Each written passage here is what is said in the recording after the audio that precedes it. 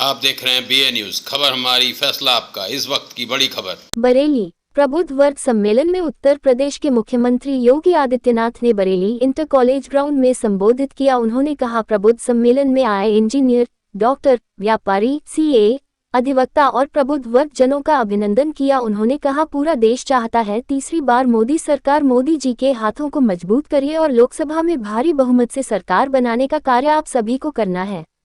इसलिए बरेली लोकसभा प्रत्याशी छत्रपाल गंगवार और आवनला लोकसभा प्रत्याशी धर्मेंद्र कश्यप को भारी मतों से जीतना है और केंद्र तीसरी बार भाजपा की सरकार बनाना है।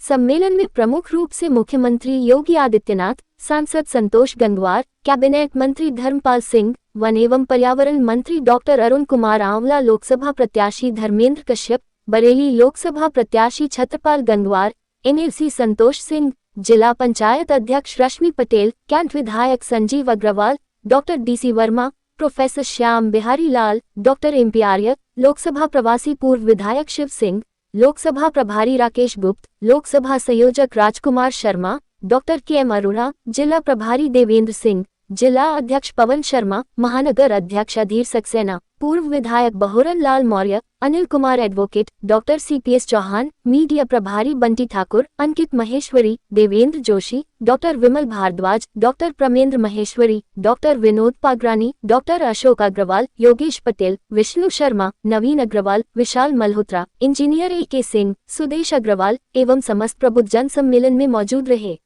का इंतजार समाप्त करके रामलला का फिर से विराजमान होना ये मोदी जी की गारंटी है। देश के अंदर 80 करोड़ लोगों को फ्री में राशन की सुविधा का सौगात मिल जाना यही मोदी जी की गारंटी है। और मोदी जी की इसी गारंटी के साथ आज हम सब आपके बीच में यहां पर उपस्थित हुए हैं कि मोदी जी ने सुरक्षा भी दी है तो देश को समृद्धि की नई ऊंचाइयों पर भी पहुंचाया है। मोदी जी ने नौजवानों को आजीविका दी है तो आपकी आस्था का सम्मान भी किया है। नहीं तो पिछली सरकारें क्या करती थी, कर्फ्यू लगाती थी और कांवड़ यात्रा में बैन लगाती थी। हमने कहा कर्फ्यू तो नहीं लगेगा लेकिन कांवड़ यात्रा जरूर चलेगी। और भाइयों, ये परिवर्तन है, यही परिवर्तन है, यही फर्क है। वे कर्फ्यू लगाते थे, हम लोग कांवड़ यात्रा लेकर के चलते हैं।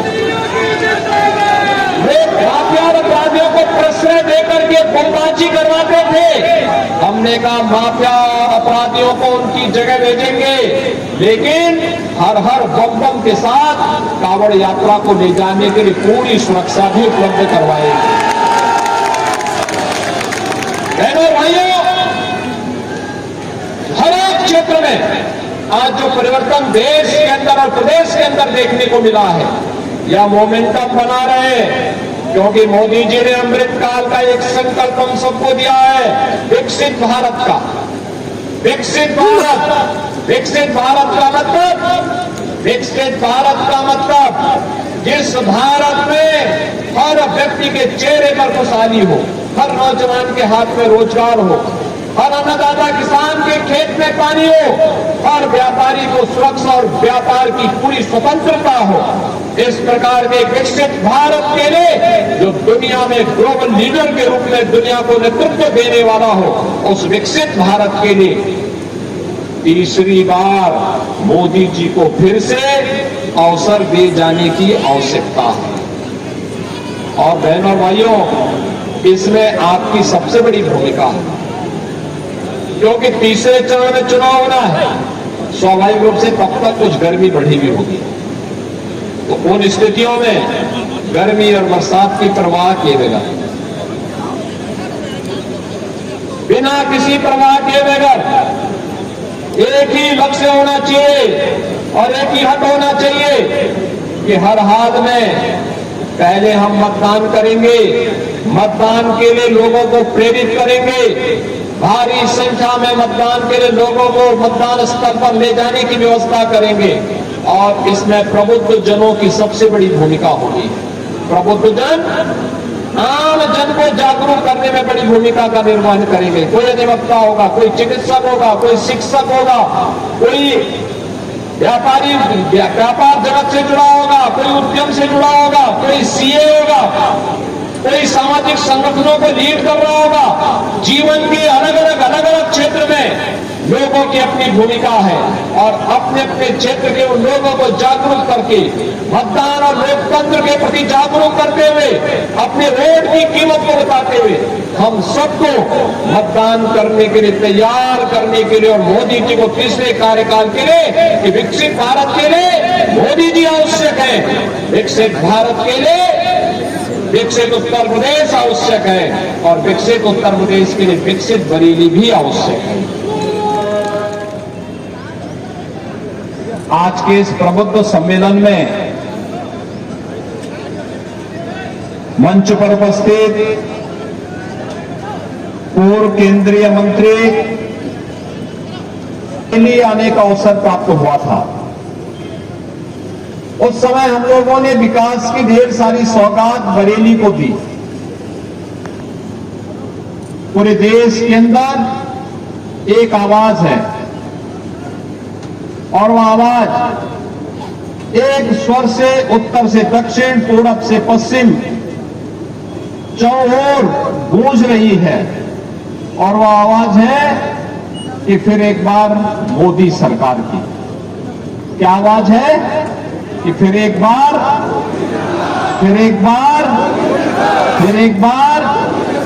मोदी सरकार।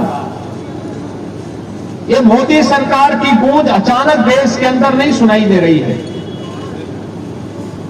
इसके पीछे कारण है।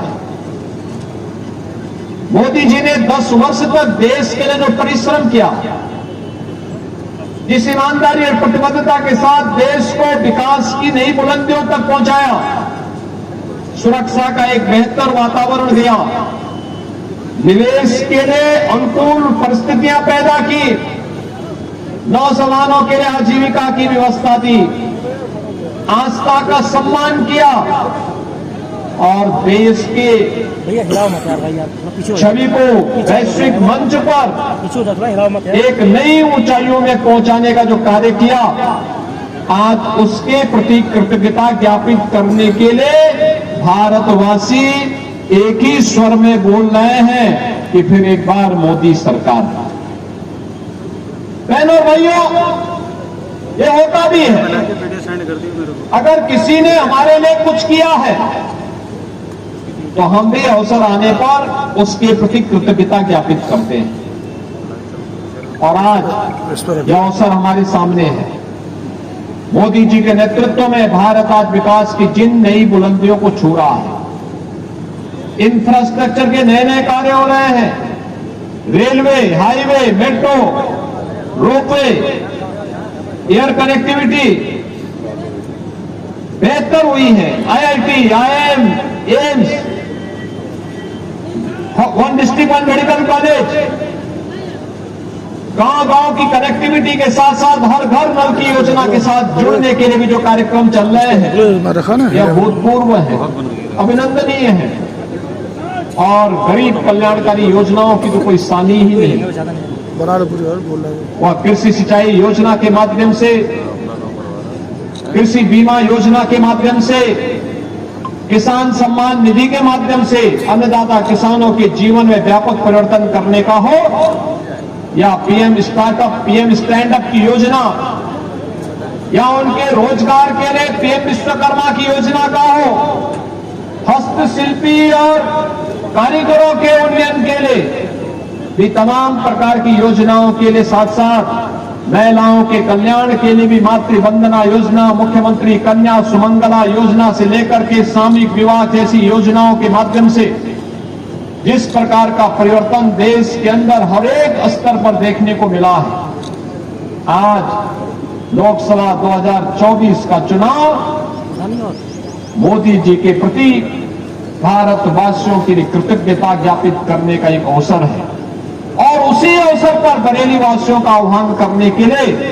बरेली के प्रबुद्ध जनों का आह्वान करने के लिए अपने माननीय जनप्रतिनिधियों के साथ मैं स्वयं आपके बीच उपस्थित हुआ हूं।